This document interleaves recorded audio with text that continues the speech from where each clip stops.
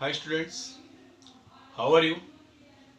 I hope that you are fine there and me too here also fine, and I hope that today you will like my lecture.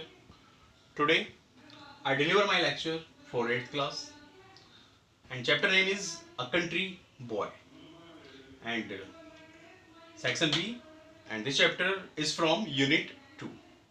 I am Deepak Verma on behalf of Gateway International Public School.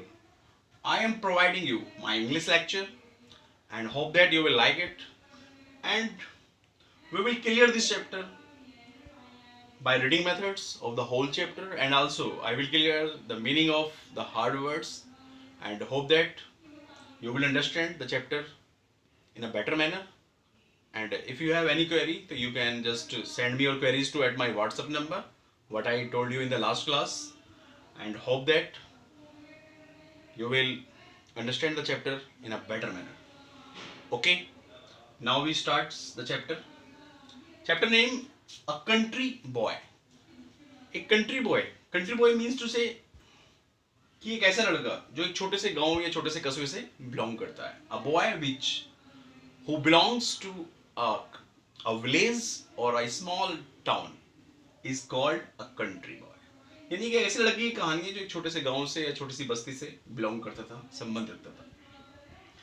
तो firstly before starting a chapter, I just want to clear the one thing. This is a story of a boy who live in a village, and in the starting ये एक ऐसे लड़के की कहानी जो शुरुआत में एक गांव में रहता था, और गांव में रहने के बाद वो शुरू में वो किसी स्कूल नहीं जाता था.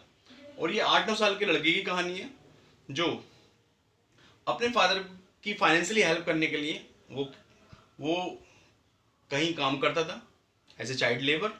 लेकिन अचानक एक दिन ऑर्डर आता है, एक गवर्नमेंट ऑर्डर आता है कि 8-9 साल से ऊपर जितने भी बच्चे हैं उनको सरकारी स्कूल में भेजना कंपलसरी है. तो इसलिए उस लड़के को उसके पेरेंट्स स्कूल भेजना शुरू करते हैं. हालांकि वो नहीं चाहते थे कि उसको स्कूल भेजा जाए, लेकिन गवर्नमेंट का ऑर्डर था कि उसने अनाउंस किया गया था कि सभी बच्चों को जो 8-9 साल से ऊपर हैं उनको स्कूल जाना है, इसलिए उसको स्कूल भेज दिया जाता है. अब क्योंकि उस लड़की की जो भी अर्निंग थी वो अपने फादर की अर्निंग की हाफ अर्निंग कमा कर लाता था, अपने फैमिली को सपोर्ट करता था. शुरुआत में उसके पेरेंट्स के पास इतने पैसे नहीं होते कि वो उसकी किताबों का खर्चा उठा पाए, लेकिन बाय एनी मेथड्स वो उसको स्कूल भेजते हैं. और किताबों की जो कॉस्ट थी वो $1 से ज़्यादा की थी. खैर, बाय एनी मीन्स वो किताबों को खरीदने के लिए उसकी मदर अपनी गोल्डन ईयरिंग्स बेचती है और उसको किताबों को अरेंज कर दी है. और फादर उसको कोई सपोर्ट नहीं कर पाता, केवल एक सीरियस सा उसको लेक्चर दे देता है.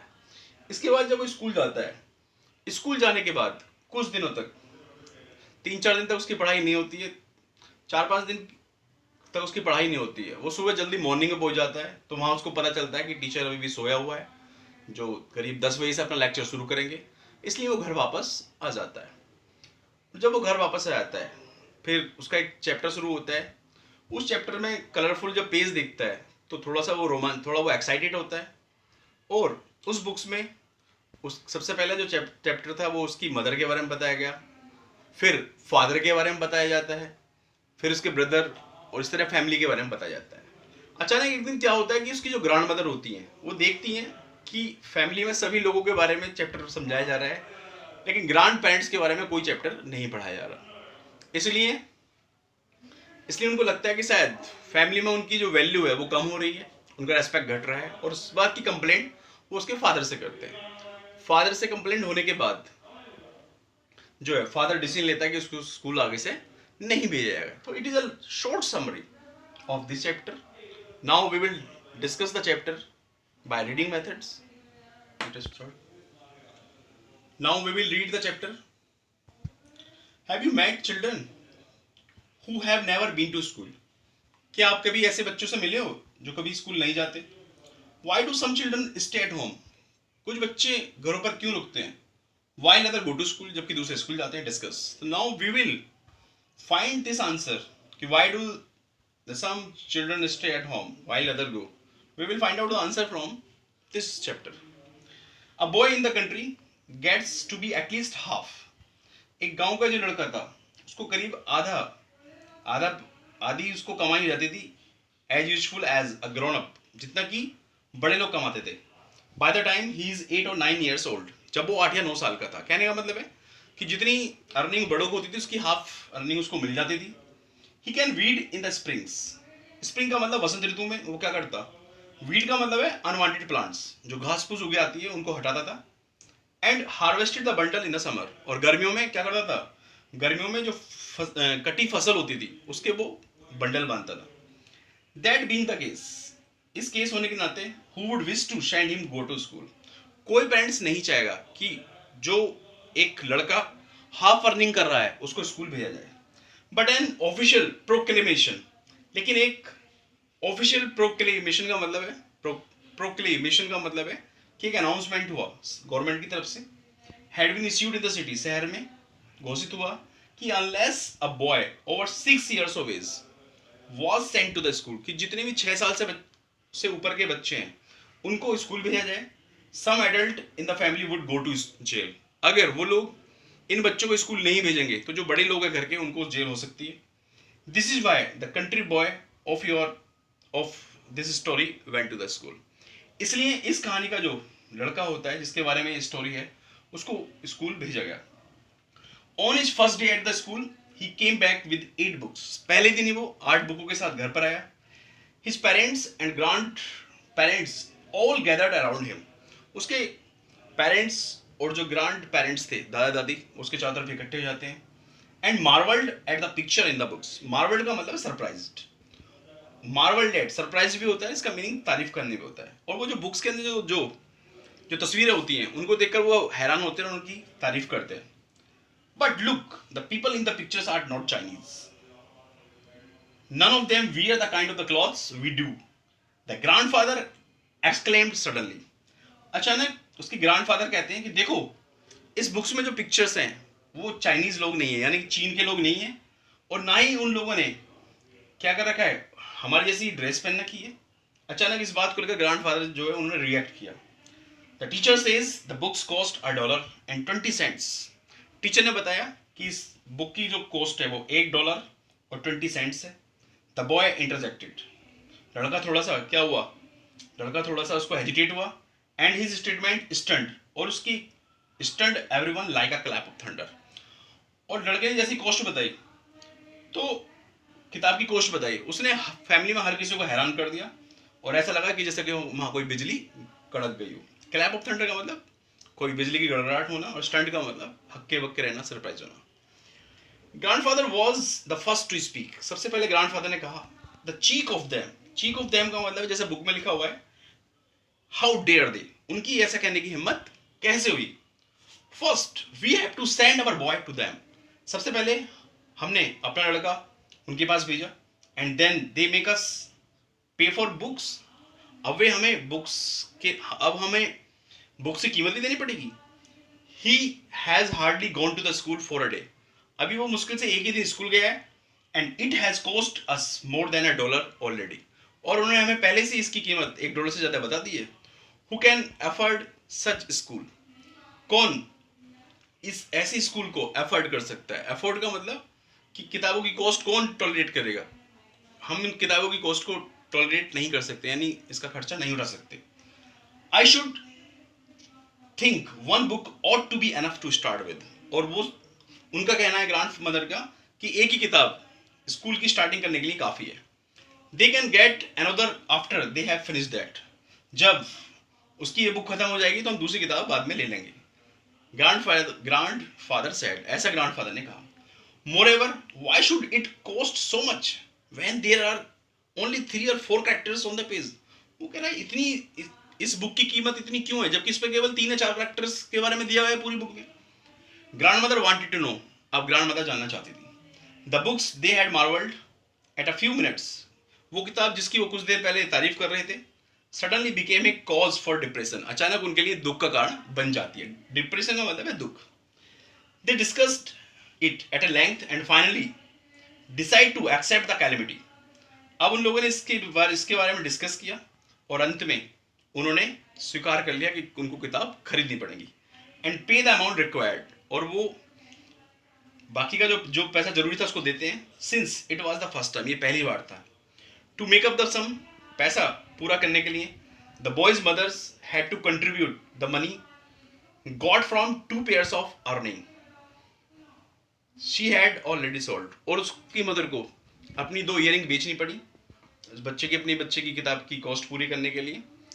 His father gave him a solemn lecture, solemn का मतलब सीरियस, और उसके फादर केवल एक सीरियस सा ही लेक्चर दे चुके. बेटा, we are sparing you from work and sending you to school even though we can't afford it. You will be very ungrateful if you don't study hard and learn something. The boys took his father's words to heart. अब ये line किसने बोली कि we are sparing you from work, कि हमने तुम्हें काम से बचाया, काम से अलग हटाया, and sending you to school, और तुम्हें स्कूल भेजा, एंड और हम अफोर्ड नहीं कर सकते स्कूल की फीस को, स्कूल की किताबों का कॉस्ट, और ये बहुत ही क्या होगा, अनग्रेटफुल होगा, ये बड़ी ही एक बेकार सी बात होगी. If you don't study hard, यदि तुमने मेहनत नहीं करी और वहां पर कुछ नहीं सीखा, लर्न समथिंग का मतलब नहीं सीखा. The boy took his father words, ये बात किसने बोली, उसके फादर ने बोली. लड़के ने अपने फादर के वर्ड्स को टू हार्ट, हार्ट का मतलब दिल से लिया, यानी गंभीरता से सोचा, seriously, and set out for the school. Set out का मतलब चल पड़ा, स्टार्ट कर दिया स्कूल के लिए next day at the dawn. Dawn का मतलब होता है बेटा अर्ली इन द मॉर्निंग, सुबह के समय. When he got there, जब वो वहां पहुंचा, the porter told him he was too early. तो जो पोर्टर का मतलब ऐसे कुली होता है, तो यहाँ एक तरह से कि वहां पर जो वहां का पियोन वगैरह उसको बोल सकते हैं. पोर्टर ने उसको बोला कि he was too early, कि उसको वो बहुत जल्दी आ गया है. Classes don't start till 9, class 9 बजे तक शुरू, 9 बजे से पहले नहीं होती शुरू. It is now only 5:30, अभी केवल 5:30 बजे है. The teacher is asleep, teacher asleep का मतलब गहरी नींद में सोया हुआ है. And the classroom is locked, और क्लासरूम का ताला लगा हुआ है. You had better go home, इससे अच्छा है कि तुम घर चले जाओ. There was nothing for the boy to do, लड़के के पास करने के लिए कुछ नहीं था, but to run back home, इसलिए वो घर वापस आ जाता है. ग्रैंडफादर सा हिम, ग्रैंडफादर इसको देखा वॉकिंग बैक, वापस आते हुए, एंड शाउटेड, और वो तेजी से बोलते हैं, लुक एट हिम, उसकी ओर देखो, it is only the second day, अभी केवल दूसरा ही दिन हुआ है, and he is playing truant already, और वो स्कूल से भागकर आ गया. ट्रॉन्ट का मतलब go away. The boy was not given any time to explain, लड़के को कोई भी बोलने का मौका नहीं दिया गया. And was made to tend the fire for breakfast, and was made to tend the fire for breakfast, और उसको बोला गया कि ब्रेकफास्ट, यहाँ पर एक वर्ड है tend the fire. Tend the fire का मतलब है poke the fire to keep it burning, आग को भड़का देना, और इस तरह से उन्होंने आग भड़का दी. आग भड़का दी का मतलब है कि इस तरह से, और उन्होंने मैटर को बढ़ा दिया. When the boy went to the school again, जब वो लड़का फिर से स्कूल गया आफ्टर ब्रेकफास्ट करने के बाद, the teacher was already on the platform, teacher पहले से ही अपने सेटअप पर था जहां पर वो लेक्चर दे रहा था. And speaking on the subject, और speaking on the subject of being late to school, और किसके बारे में बात करी उसने, स्कूल में लेट आने के लिए. In the afternoon our young hero came back from school, और आफ्टरनून में हमारा जो यंग हीरो था वो स्कूल से वापस आता है. Just as his father was going back to work, just as तभी उसके फादर वाज गोइंग बैक, वापस जा रहे थे, किससे, काम से आ रहे थे. After his mid day nap, mid day nap का मतलब दोपहर की नींद लेने के लिए. लकीली, भाग्य से, the father happened to see the other boys, father ने दूसरे लड़कों को देखा. And the teacher also coming home, teacher भी अपने घर आ रहा था फ्रॉम स्कूल से. एंड कंक्लूडेड दैट, और उन्होंने निष्कर्ष निकाला उसके फादर ने, his son was not playing truant, यानी इसका बेटा स्कूल से भागकर नहीं आया है.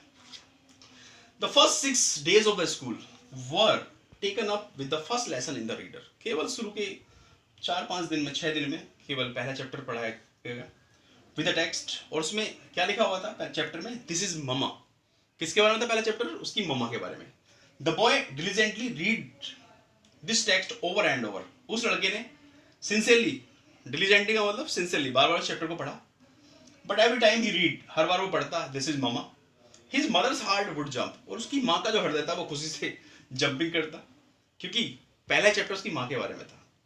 On the 6th day of the school she could stand it no longer, छठे दिन उसकी माँ इस वर्ड को ज्यादा देर तक टॉलरेट नहीं कर सके उस वर्ड को, बार बार रोजाना वो एक ही शब्द बोलता।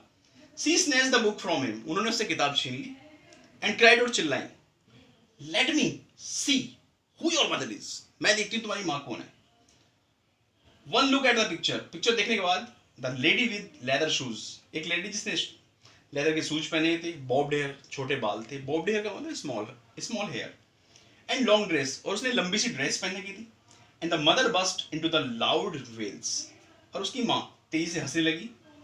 Where did the boy get the vampire like mama, she cried, वो कह रही इस लड़के को ये वैम्पायर लाइक का मतलब राक्षसनी सी मामा कहाँ से मिली, शी क्राइड, उस फोटो को देखकर वो चिल्लाई। Stop it.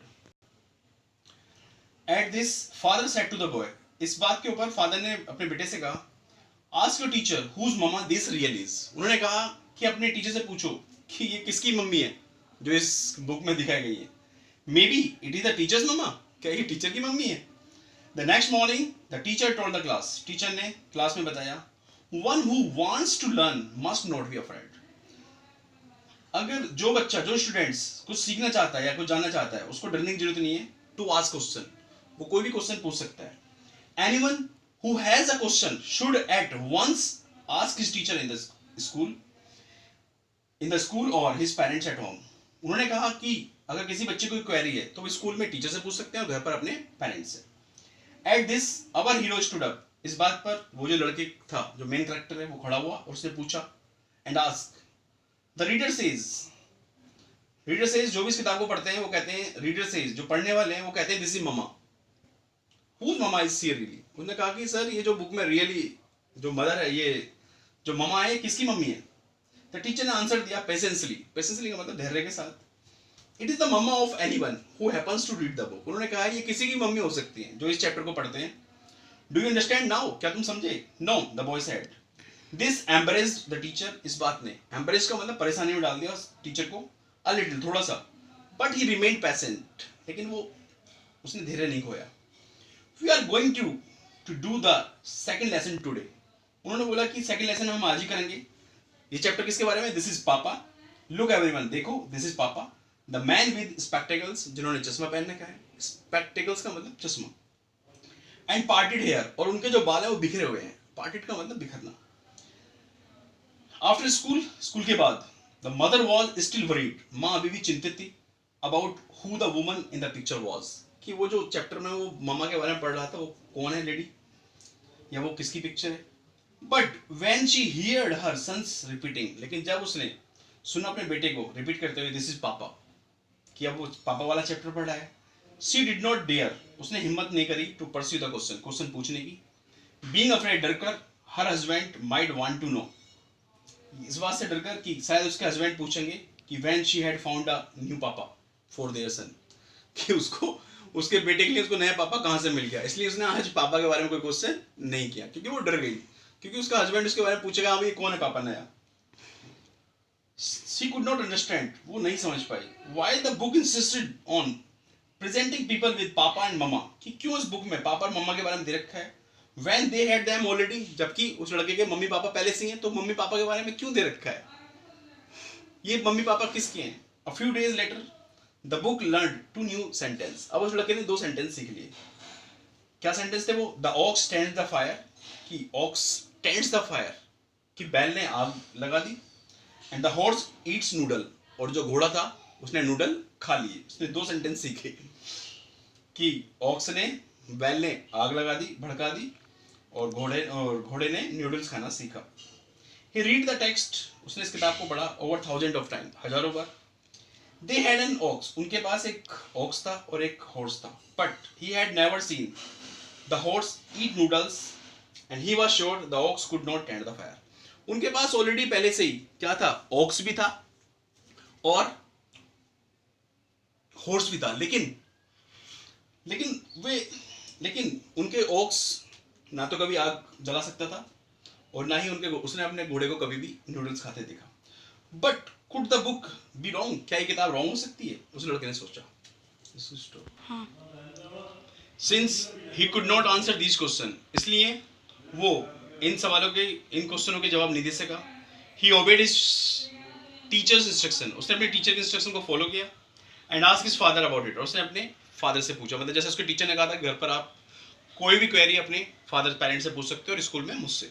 फादर ने बोला I once went to the foreign circus, एक बार मैं विदेशी सर्कस में गया था इन द सिटी, शहर में, एंड सा ए हॉर्स, और एक घोड़ा देखा, that could ring a bell, जो घंटी बजा सकता था, एंड फायर ए गन, और बंदूक छोड़ सकता था।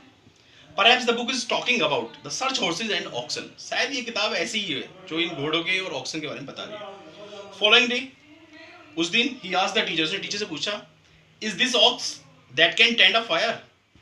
A foreign ox? कि जो ये ox है, जो ये fire, is this ox that can tend a fire? कि is this ox, क्या ये वही ox है जो आग ला सकता है? क्या ये फॉरेन है? फॉरेन का मतलब विदेशी बैल है। Teacher laugh, teacher Hansa and said, और बोला, यू आर टू लिटरल, तुम भी कैसा सोचते हो? The book has only made those things up, केवल ऐसी चीजें कौन कर सकती है? केवल किताब कर सकती है। क्यों? इट इज नॉट ट्रू, ये सत्य नहीं है, सच नहीं है। The horse really eat noodles, कि घोड़ा नूडल्स खाता हो, and oxen can tend the fire, और जो बैल है वो आग लगा सकते हैं। एट वन स्ट्रोक, एक ही बार में, this explanation cleaned up the many things in the book, इस एक्सप्लेनेशन ने उस टीचर के, उस बच्चे की जो सारी एक्सप्लेनेशन थी बुक की वो क्लियर कर दी, and had puzzled the boy, जिसने उस लड़के को मुसीबत में डाल लगा था। कहने का मतलब जितनी उसकी पजल थी बुक को लेकर वो सारी क्लियर हो गई अब टीचर की स्टेटमेंट से। And he had read about many things, उसने बहुत सारी चीजें सीखी, लाइक ब्रेड के बारे में, मिल्क के बारे में, पार्क के बारे में, बॉल एंड द लाइक्स, और ऐसी चीजें विच ही हैड नेवर सीन, जो उसने पहले कभी नहीं देखी। सी रियलाइज दैट, उसने महसूस किया, the book dealt only with make believe things, उसने महसूस किया कि जो चीज बुक में होती है वो केवल क्या होती है? मेक बिलीव मतलब केवल इमेजिनेबल होती है। इमेजिनेबल मतलब केवल काल्पनिक होती है, यानी सारी चीजें सच नहीं होती। ऑफ लेट, शाम के समय, ग्रैंड मदर, कुछ दिनों के बाद, grandmother had been feeling, grandmother ने महसूस किया, her son was no longer close to her, कि उसका जो सन है, उसका बेटा काफी समय उसके पास नहीं है, and her position in the family was gradually declining, gradually का मतलब धीरे धीरे, उसकी जो पोजिशन है वो डिक्लाइनिंग का मतलब कम होती जा रही है। Now as she listened to the boy, कि जैसे उसने अपने उस पोते को सुना, रीडिंग अलाउड, वो तेज तेज पढ़ रहा था, किसके बारे में? वो क्या क्या कर रहा था? उसने इसको कहते सुना, इन my family I have a पापा, अ मामा, अ ब्रदर एंड सिस्टर, कि मेरे परिवार में फादर है, मदर है, ब्रदर एंड सिस्टर है, but nothing about the grand father and grand mother, ये ऐसा कहते सुना, और मेरी फैमिली में ग्रैंड फादर और ग्रैंड मदर नहीं है। सी बिकेम इंडिग्नेंट, वो क्या हो गई? इंडिग्नेंट का मतलब इम्पेशेंट हो गई, उसने सबर खो दिया दादी माँ ने, एंड शाउटेड, चिल्लाई, so this house is now all yours, इसका मतलब ये सारा घर तुम्हारा है, and I know longer have any share in it, और शायद मेरा इस घर पर कोई अधिकार नहीं है। इन हर रेज, रेज का मतलब गुस्से में, she picked up a brick, उन्होंने एक ईंट उठाई, and broke their iron pot into the pieces, और उन्होंने अपनी संदूक को किससे? उससे तोड़ दिया, इन पीसेस, उसके टुकड़े टुकड़े कर दिए। डू नॉट बी एंग्री, नाराज मत हो, द बॉयज फादर, लड़की के फादर ने प्लीडेड विद हर, उनसे क्या हुआ? विनम्र निवेदन किया, we will not let him read this kind of book any longer, आगे से मैं उसको ऐसी किताब नहीं पढ़ने दूंगा। I would rather go to jail, भले ही मुझे जेल जाना पड़े। तो dear students, I hope that you will like this lecture and understand in a better manner. And one thing more, आपको इसमें जो आपका बुक का पीछे का पार्ट है, book work, part A, B, C. Part A तो ट्रू फॉल्स का है, ये हम आपको इसकी वर्कशीट बना कर दे देंगे। पार्ट बी और सी, पार्ट बी के भी क्वेश्चन आंसर की हम वर्कशीट दे देंगे। पार्ट सी जो है वो आपको खुद करना है, ध्यान रखना कि पीडीएफ जो फाइल आएगी पार्ट सी आपको वहाँ खुद करना है, ए और बी पार्ट हम आपको पीडीएफ फाइल बनाकर देंगे। And I hope that you will like my lecture. Okay, thank you very much to listen my lecture.